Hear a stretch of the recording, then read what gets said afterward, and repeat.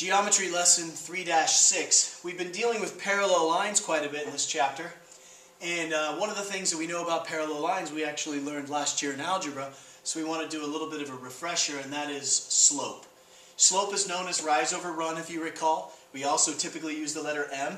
And this is the formula for calculating the slope. Take your y values and subtract them and find the difference. So you can tell how much it went up or down. That's the change in your elevation up or down. And take your x values and subtract them in the same corresponding order so you can find out what its run was. How much did it change left to right? So that's the formula for finding the slope. This is the symbol we use for slope. We refer to slope as rise over run. Change in altitude over change in latitude. Remember, since we've been talking about parallel lines on the same coordinate plane must have equal slope. Their slopes must be identical in order for them to be parallel.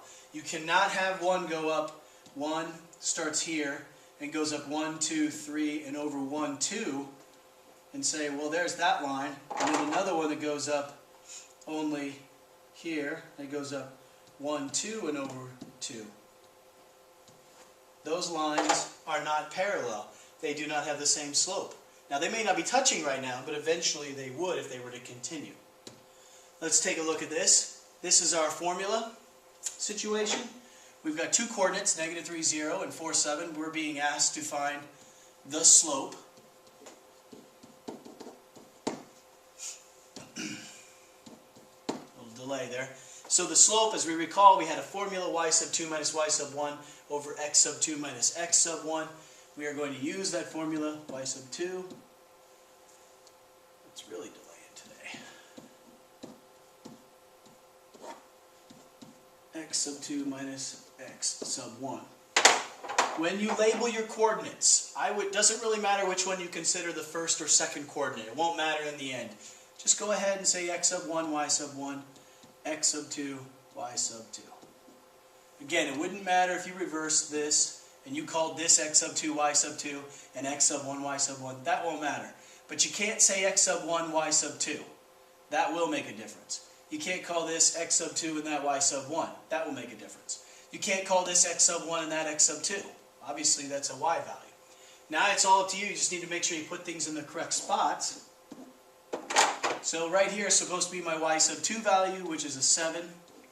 Right here is my y sub 1, which is a 0. Right here is my x sub 2, which is a 4. And my x sub 1 is a -3.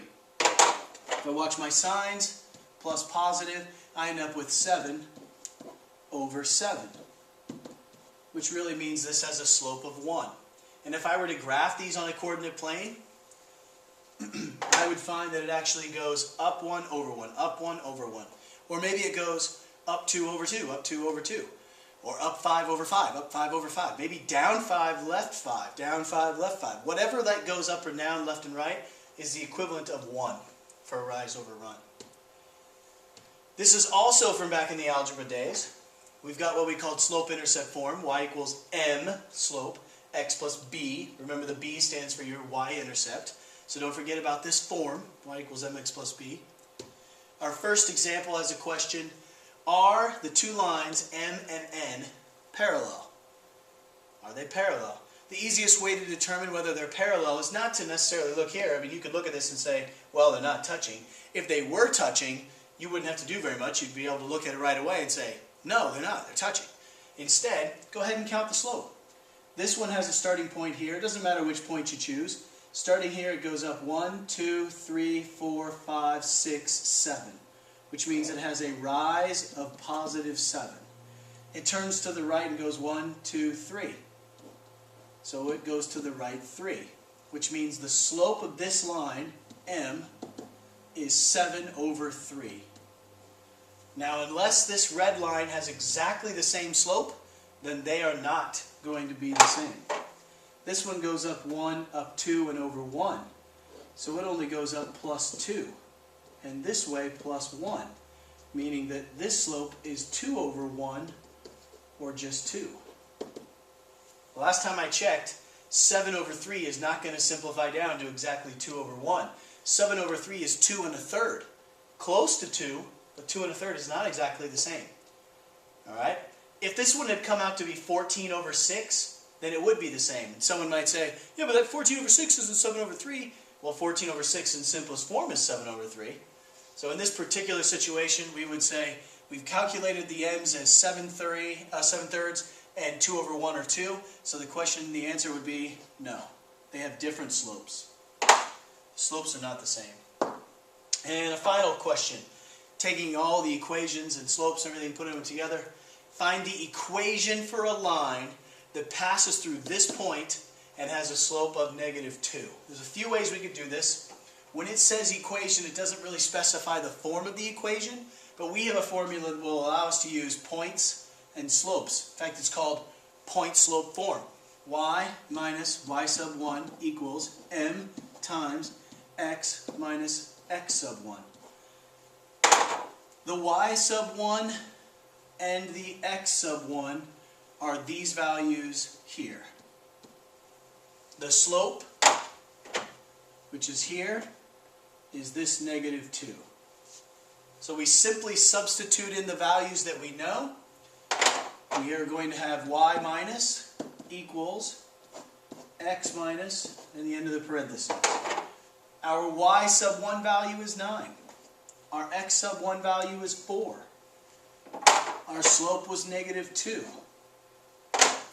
So I've substituted the values that I know. Now you can leave it this way, or if you wanted to get it into slope-intercept form, you'll notice that the only thing that's alone is y.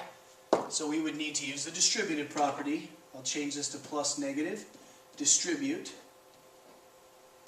And I now have y plus -9 equals -2x, got to watch your signs, plus a positive 8. It requires one more step to get this in slope-intercept form. Add 9, add 9. Those cancel out. Y equals -2x plus 17. Now this is very easy to graph. The other version may not be as easy to graph. But you'll notice that at this point I was good. I had an equation. It was called point-slope form. Then I wrote it down here as slope-intercept form once I played the shuffling game to get y completely alone. In other words, I'm writing y as a function of x.